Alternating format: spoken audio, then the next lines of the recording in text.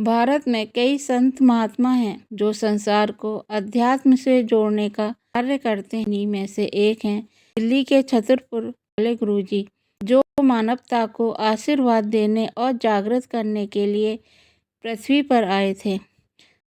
7 जुलाई 1954 को पंजाब के मलेर कोटला के डुगरी गांव में उनका जन्म हुआ था। गुरुजी ने अपने जीवन के शुरुआती चरण डुगरी गांव में ही बिताए। स्कूल कॉलेज गए और अंत में अर्थशास्त्र और राजनीति विज्ञान में डिग्री प्राप्त की। को जानने वाले बताते हैं कि बचपन से ही में आध्यात्मिकता की चिंगारी थी। इस चिंगारी को पूरी तरह से जलने में देर नहीं लगी।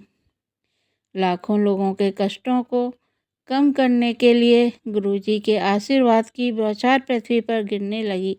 जालंधर, चंडीगढ़, पंचकुला और नई दिल्ली सहित अलग अलग स्थानों पर उनके सत्संग आयोजित होने लगे, जिसमें भक्तों की बड़ी संख्या में जामबाड़ा लगने लगा।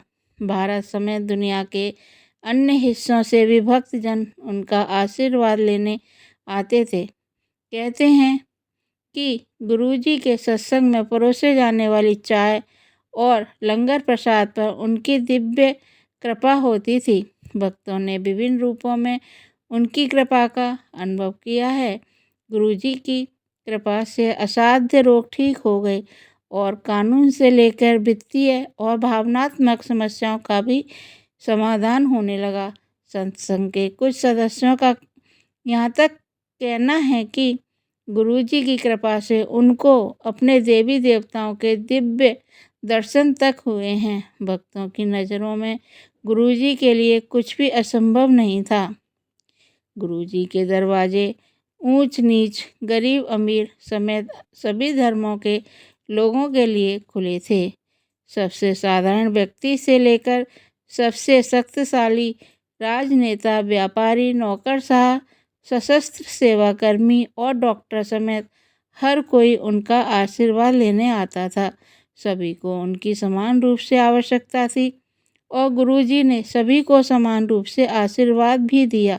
उनके समीप बैठने वाले या उनके चरण स्पर्श करने वालों को भी उतना ही लाभ होता था जितना दुनिया भर में कहीं भी उनकी प्रार्थना करने वालों को होता था। जो सबसे ज़्यादा मायने रखता था वह था भक्तों का पूर्ण समर्पण और गुरुजी पर बिना शर्त विश्वास। गुरुजी के चारों ओर दिव्य सुगंध रहती थी, मानो गुलाब के फूल खिले हों। गुरुजी ने कभी किसी से कुछ भी अपेक्षा नहीं की और ना ही कुछ लिया।